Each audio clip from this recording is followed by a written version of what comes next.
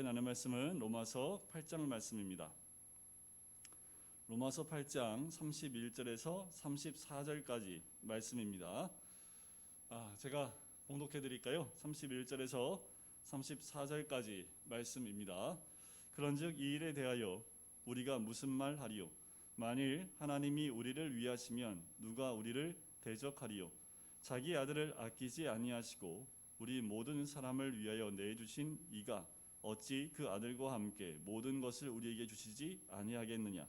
누가 능히 하나님께서 택하신 자들을 고발하리요? 의롭다 하신 이는 하나님이시니. 34절 같이 한번 읽을까요?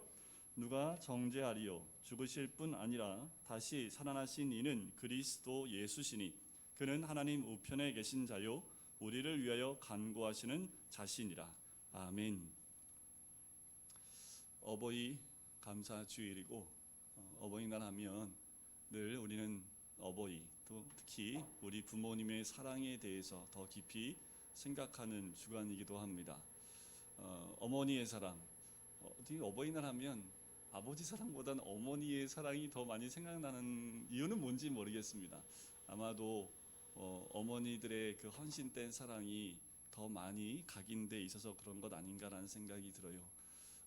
때로는 어머니의 또 부모님의 사랑에 생각해 보면 눈시울이 붉어지는 때가 또 이때이기도 합니다. 우리가 부모님의 사랑만 생각해도 마음이 먹먹해지는 이유는 그 사랑이 너무도 크고 갚을 수 없는 사랑이기 때문에 그렇지요. 더 나아가서 우리 하나님의 사랑을 생각하면 어떨까요? 하나님의 사랑은 이보다 더 크고 또 우리가 말로 형용할 수 없는 사랑입니다. 우리가 하나님 사랑하면 피부적으로 와닿는 느낌이 별로 없을지 모르겠습니다. 하지만 믿음 있는 우리에게 하나님의 사랑을 얘기한다고 한다면 어떻게 표현할 수 있을까요? 찬송가에 보면 하나님의 사랑을 이렇게도 표현을 했습니다. 하늘을 두루마리 삼고 바다를 먹물 삼아도 한없는 하나님의 사랑 다 기록할 수 없겠네. 우리가 다 아는 찬양이지요. 그 사랑을 이렇게도 표현을 합니다. 하나님을 알면 알수록 그 깊이와 넓이와 그 사랑은 측량할 수가 없는 거지요. 우리 사람에게는 이런 사랑이 없지요. 하나님께서 그 사랑을 우리에게 부어주셨기 때문에 우리 사람이 그 사랑을 깨달을 수 있게 된 거지요. 하나님은 사랑이십니다. 어떻게 알 수 있습니까? 가장 대표적인 것은 예수님을 통해서 그 사랑을 나타내셨지요. 독생자 되시는 그 예수님을 아끼지 아니하시고 우리에게 내어주셨습니다. 이것이 하나님의 사랑이지요. 또한 하나님의 사랑은 단기간이 아닙니다. 하나님의 사랑은 영원합니다. 또 하나님의 사랑은 대상을 구별하지 않습니다. 인간들의 사랑은 대상을 좀 구별하는 경우가 있지요. 하지만 하나님의 사랑은 대상의 차이가 없습니다. 누구든지 사랑하지요. 그 말은 나를 포함하고 있다는 겁니다. 나 같은 죄인도 하나님은 외면하지 않으시고 사랑하신다라는 거지요. 하나님은 우리를 통해서 반드시 선을 이루시고야 말겠다고 저번 시간에 우리가 함께 나눴지요. 우리의 실패와 실수와 쓰라린 과거의 모든 죄도 하나님은 전부 바꿔서 선으로 만드시겠다라고 말씀하십니다. 또한 그런 우리에게 하나님은 그 아들의 형상을 본받게 하시겠다 말씀하셨지요.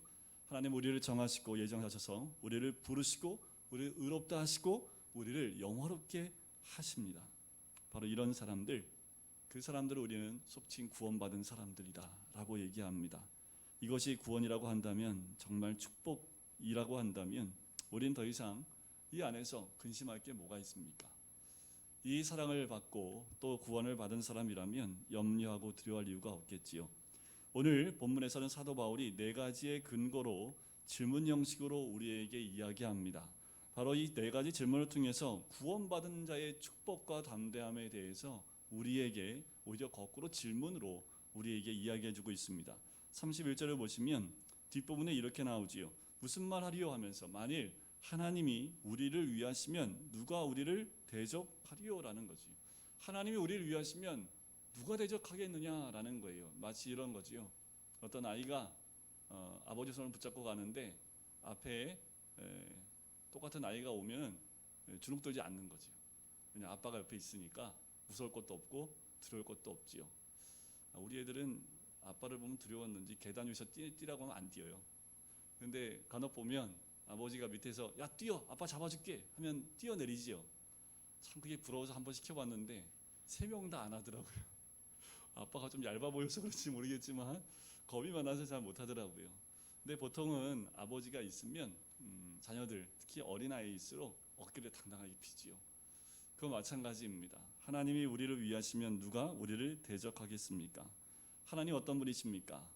전 세계 아니 전 우주에서 하나님보다 더 강한 존재가 있습니까?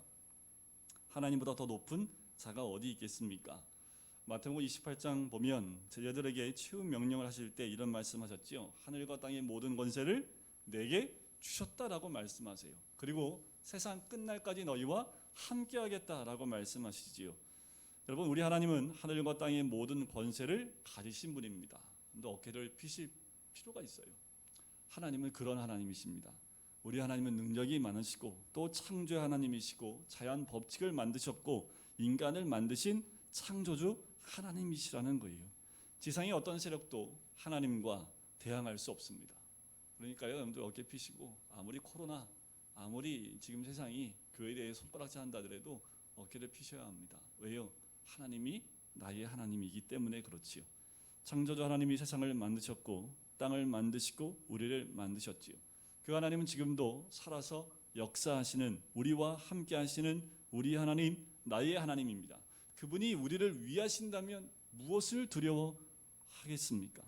누가 우리를 대적하겠습니까? 이런 확실한 도전을 주는 질문을 사도 바울이 하고 있는 거지요.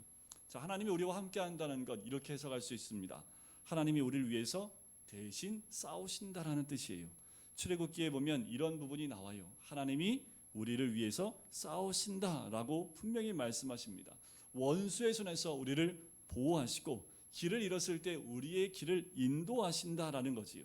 우리를 사랑하시기 때문에 우리 하나님 창조의 하나님께서 우리를 부르시고 또 정하시고 의롭다 하시고 영원롭게 하신 거지요. 구원받은 성도 여러분 염려하지 않기를 바랍니다. 특별히 염려를 끄집어내서 특별히 오늘은 내 사명이 염려다 하신 분 외에는 염려하지 않으시길 바랍니다. 여러분들 아무리 우리가 염려하는 것도 보면 몇 년 지나가면 없어요. 그런데 그거 가지고 우리가 두려워하고 걱정한다라는 거지요. 어떤 건 한 달만 지나면 사라질 것들인데 그거 가지고 이렇게 걱정을 해요. 코로나가 영원할까요? 코로나 영원하지 않습니다. 이것도 길어야 몇 년 안에 끝나요. 그런데 이것 때문에 우리가 너무나 두려워하고 걱정하고 근심하고 있는 우리의 모습을 보면 아직도 연약한 우리의 모습을 발견하게 됩니다. 여러분들 이런 것에 우리의 귀한 시간을 허비할 필요가 없다라는 거지요. 그런 것들은 지나가고 사라지는 것들입니다. 하나님이 우리를 위하시면 세상이 어떤 세력이 우리를 대적할 수 있습니까? 이 믿음을 우리가 가지시길 주의 이름으로 간절히 축원드립니다. 두 번째 질문이 32절에 나옵니다. 자기 아들을 아끼지 아니하시고 우리 모든 사람을 위하여 내주신 이가 그 뒷부분을 같이 한번 읽어볼까요? 어찌 그 아들과 함께 모든 것을 우리에게 주시지 아니하겠느냐. 여기서 모든 것 할 때는 조금 이렇게 좀 길게 모든 것을 주시지 않겠느냐. 자, 우리 하나님이 우리를 보호하시고 위로하시고 인도하실 뿐만 아니라 우리를 위해서 아끼시는 자기 독생자 예수 그리스도까지 우리에게 주시는 하나님의 사랑이라는 거지. 여러분들 부모님 되신 분들은 다 이런 생각, 이런 경험들. 자녀가 너무 아파서 끙끙 앓고 있을 때 잠을 못 자지요. 자다가도 깨고 또 온도 체크하고 깨고 그냥 내가 아픈 게 낫지. 우리 애가 끙끙 앓면서 밤새 잠을 못 자는 모습 보면 그냥 내가 아픈 게 낫지. 이렇게 우리가 생각할 때가 있지요. 때로는 자녀가 죽게 되었을 때 대신 죽고 싶은 것이 부모의 심정입니다. 최근에 죽은 한 대학생 그 아버지의 고백을 보면 참 가슴을 아리게 하는 아버지의 고백이 나와요. 그것이 부모의 심정이겠지요. 그러나 이런 거 한번 들어보셨어요? 내 자식을 죽여서라도 사랑하겠습니다. 이런 사랑 보셨습니까? 내 자식을 죽여서라도 사랑하겠습니다. 내가 죽는 것이 쉽지요. 그런데 내가 사랑하는 아들을 죽여서까지 사랑한다라는 것 불가능합니다. 우리 인간의 사랑에는 있을 수 없는 사랑이지요. 그런데 하나님께서는 우리를 그렇게 사랑하셨다라는 거예요. 근데 이 사랑이 있을 수 있습니까? 자기 자녀를, 자기 아들을 죽여서 우리를 사랑했다는 게 이게 이해가 되십니까? 그런데 하나님은 나를 그렇게 사랑하셨다고 말씀하시는 거예요. 자기 아들 독생자를 십자가에 매달아 죽이면서까지 우리를 사랑하신 거지요. 십자가 위에서 그렇게 예수님이 외치고 외쳤음에도 불구하고 괴롭지만 그 아들의 죽음을 보면서 오히려 우리에게 이렇게 말씀하신 거지요. 내가 너를 아들로 삼겠다. 내가 너를 아들의 형상으로 만들어 주겠다. 내가 너를 정하고 부르고 의롭다 할 뿐만 아니라 내 인생을 영원롭게 만들겠다. 내 영광 가운데 너를 두겠다. 지금 아들의 죽는 그 죽어감의 외침의 소리에 오히려 우리를 향해서 이렇게 선포하시고 이렇게 우리에게 사랑을 덮어주신 분이 우리 하나님의 사랑이지요. 여러분, 하나님께서 우리를 아들을 아끼지 않고 십자가에 죽게 하셨다면 하나님이 또 무엇을 아끼실까요? 아들까지 우리를 위해서 내어주신 분이 우리를 위해서 무엇을 아끼시겠습니까? 하나님께서 우리에게 인색하게 할 것이 무엇이 있겠습니까? 아들까지 주셨다면 더 풍성한 것으로 채워주시지 않겠습니까? 저는 우리 마음속에 이 말씀이 살아있기를 바랍니다. 병들고 때로는 사업이 어렵고 때로는 자식의 어려움 가운데 또 관계의 어려움 가운데 있는 분들이 있어요. 이거는 예수 믿는 사람도 마찬가지입니다. 인간 사회 가운데 있는, 인간 사이에 있는 모든 사람들이 경험하고 있는 거지요. 이런 상황에 있는 사람들이 이 말씀을 마음속에 담으면 다시 변화가 시작되는 거지요.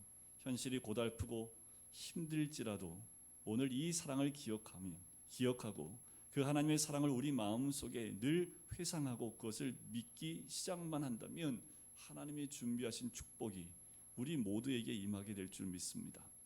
사실 생각해 보면 하나님이 우리에게 주지 않는 것이 하나도 없어요.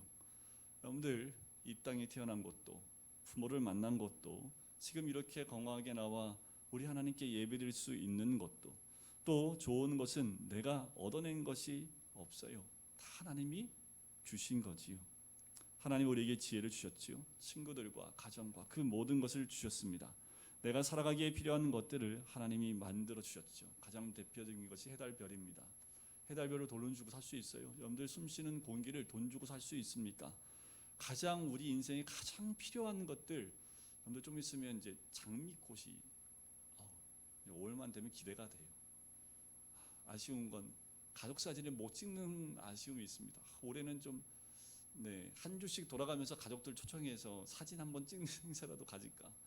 항상 이 장미꽃, 흐드러지게 핀 장미꽃 아래에서 사진을 찍었던 근데 작년도 못 찍고 올해도 코로나 때문에 하지 못하는 아쉬움이 있어요. 그 꽃 제가 돈 주고 다 만든 거잖아요. 이런 것들이 우리가 돈 내서 할 수 있는 겁니까? 하나님이 이 꽃들을 통해서 우리에게 이러한 축복을 주신 것도 하나님의 그 크신 은혜가 아닐까요? 우리가 돈 주고 살 수 없는 것들, 그 소중한 것들, 할 수 없는 것들이지요. 사랑하는 성도 여러분, 우리의 삶에 부족한 것이 많습니까? 때로는 건강을 잃었습니까? 때로는 아무도 없어서 외로우십니까? 친구가 없으신가요? 걱정하지 마십시오. 사랑하는 아들을 아끼지 않고 주신 그분이 우리에게 무엇을 아끼겠습니까? 다 주셔요. 이 사실을 믿으시기 바랍니다. 이 사실을 우리의 마음속에 깊이 받아들이시길 간절히 소원합니다. 이 말씀을 마음에 두세요. 하나님이 우리를 위하면 누가 우리를 대적하겠습니까? 아들을 아끼지 않고 주신 분이 무엇을 더 아끼시겠습니까? 여러분, 이 말씀을 믿음으로 받아들이십시오. 그리고 그 말씀 안에 우리가 있기를 소원합니다. 그러면 이 안에 주신 놀라운 복들이 나타나기 시작하게 될 줄 믿습니다. 세 번째 질문은 33절에 나와요. 누가 능히 하나님께서 택하신 자들을 고발하리요? 의롭다 하신 이는 하나님이시니라는 거지요. 하나님 우리를 사랑하시기에 우리를 선택하셨습니다. 하나님이 우리를 택하셨다는 뜻이 무엇입니까? 그것은 우리를 다른 사람과 구별하여 뽑으셨다라는 거예요. 우리는 하나님께서 구별하여 뽑아주신 사람들입니다. 수많은 사람들 중에 하나가 아니라 하나님은 그 많은 사람들 가운데 한 사람을 택하신 겁니다. 그래서 하나님은 우리의 이름을 기억하고 계시지요. 내 이름을 손바닥에 새겼다라고 말씀하십니다. 너는 내 것이다 라고 말씀하세요. 우리는 불특정 다수가 아닙니다. 하나님의 부름을 받고 사랑을 받은 그 한 사람이 우리들입니다. 우리는 하나님의 택함을 받았습니다. 택함 받은 사람은 뭐를 받지 않는다고요? 고발을 받지 않아요. 죄인은 고발당하지요. 죄가 있다면 사람들이 우리를 고발하지요. 죄로 인해 죄의 통제를 받게 되고 감옥에 들어가게 됩니다. 죄의 법칙에 따라야만 하는 거지요. 우리가 죄를 지었다면 죄의 법칙 아래서 살 수밖에 없습니다. 내가 원하는 대로 살지 못해요. 우리는 죄의 노예가 됩니다.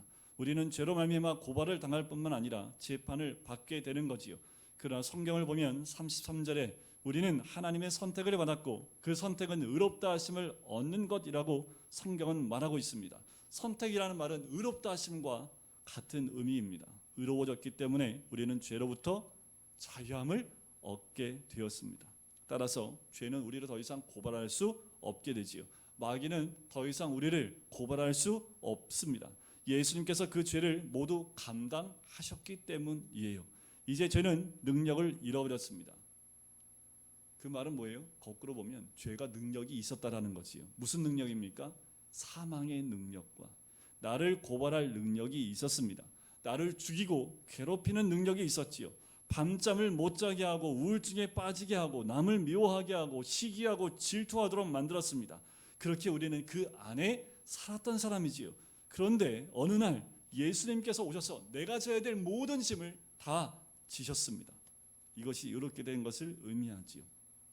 하나님께서 우리를 택하셨기 때문에 우리가 예수 그리스도의 십자가의 피로 의롭게 되었다면 누가 우리를 고발하겠습니까? 누가 우리를 괴롭힐까요? 우리의 죄가 우리를 괴롭히지 못한다는 사실을 믿어야 합니다. 그런데요, 이런 경우가 있어요. 너무 오랫동안 포로 수용소에 살다 보니까 아직 악몽을 꾸는 것 같은, 자유함을 얻었는데 아직도 죄의 악몽에 시달리고 있는 우리에게 악몽이 다 사라졌으면 좋겠습니다.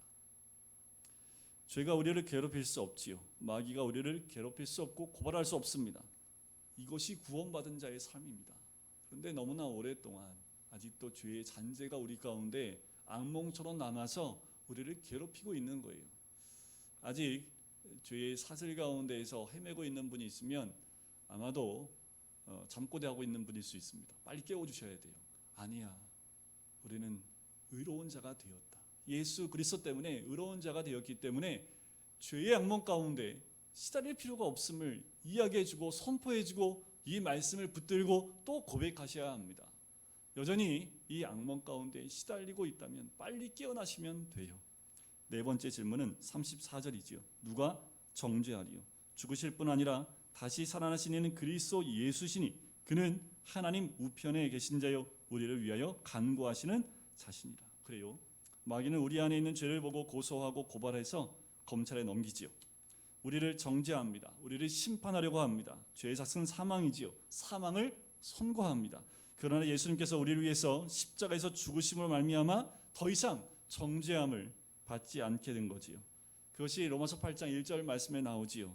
이제 그리스도 예수 안에 있는 자에게는 결코 정죄함이 없다라는 거지요. 노예에서 해방받았습니다. 빚을 탕감받은 거지요. 빼앗긴 토지를 반환받은 겁니다. 고소당하지 않을 뿐 아니라 정죄를 당하지 않습니다. 우리는 정죄받지 않아요. 사망이 더 이상 우리를 괴롭힐 수 없습니다.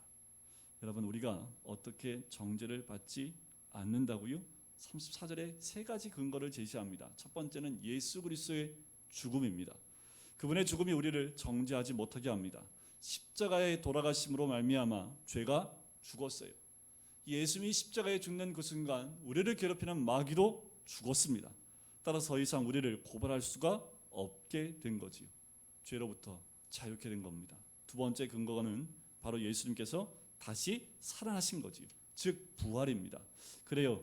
우리가 정죄받지 않은 근거는 십자가의 죽음이요 예수께서 죽음에서 다시 살아나심입니다. 부활은 우리로 하여금 정죄하지 못하게 합니다. 부활은 우리에게 생명, 그 생명을 주는 거지요. 심판을 주는 것이 아닙니다. 사망에서 생명으로 옮긴 줄 믿습니다. 이것이 구원이지요. 세 번째 근거는 그분이 승천하셔서 지금 하나님 우편에 우리를 위해서 기도하고 계신다라는 거예요. 그래서 예수님 십자가에 죽으셨지요. 그 죽음을 깨치고 부활하셨습니다. 그래서 우리가 정죄함을 받지 않을 뿐 아니라 지금 그런 주님께서 하나님 우편에서 바로 나를 위해서 기도하고 계시다라는 거예요. 그래서 우리는 정죄함을 받지 않습니다. 우리가 26절과 27절에 보면 성령에 대해서 이렇게 나오지요. 성령도 우리의 연약함을 도우시나니 우리는 마땅히 기도할 바를 알지 못하나 오직 성령께서 말할 수 없는 탄식으로 우리를 위하여 친히 간구하심이라는 거지. 우리 성령님이 우리를 위해서 기도하십니다. 예수님이 하나님 우편에서 여러분과 나를 위해서 기도하고 계시다라는 거예요. 나 한 사람 위해서 성령님이 또 예수님이 기도하신다면 여러분들 두려울 것이 뭐가 있습니까? 지금도 말할 수 없는 탄식으로 우리가 무엇을 위하여 기도할지 알지 못할 때에 지금도 탄식하는 기도로 우리를 위해 기도하시고 하나님 우편에서 예수 그리스도께서 지금 우리를 위해서 기도하고 계시다면 여러분들 무엇이 걱정과 근심이 되시겠습니까? 기도하는 대상이 누구라고요? 접니다. 바로 예배드리는 우리들이지요. 그러니 안심해도 돼요. 우리는 절대 망하지 않습니다. 아파요?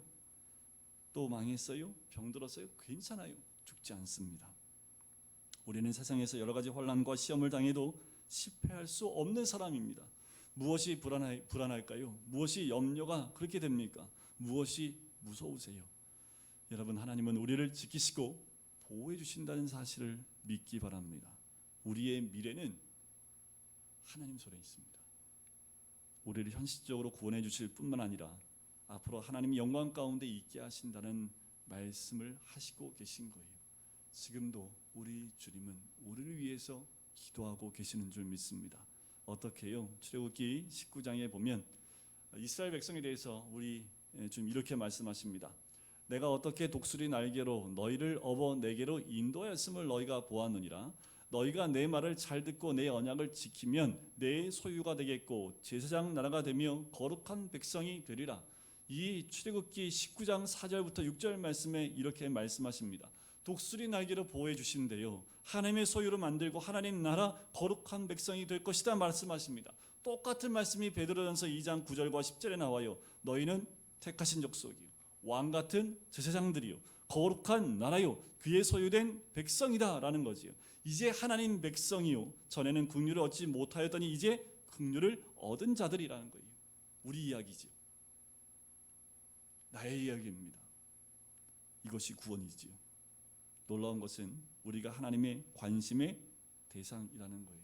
에이 목사님 무슨 하나님이 이 작고 미천한 저를 무슨 관심의 대상으로 어디서 그런 믿음이 나오시는지 모르겠지만 성경에는 분명히 우리를 그렇게 관심의 대상으로 우리 한 명 한 명을 보고 계시다라는 거예요. 힘들고 괴로워도 그 순간에 함께 하시는 우리 하나님이 계시다라는 거지요.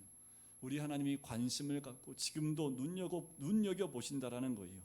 하나님은 모든 것을 합력하여 선을 이루실 뿐만 아니라 아들의 형상에까지 우리를 이끌어 주시고 우리를 정하시고 부르시고 의롭게 하시고 마지막에 우리 생애를 통하여 우리를 영원롭게 만들어 주십니다. 그 하나님을 찬양하며 사는 것이 우리 구원받은 자의 삶이어야 된다라는 거지.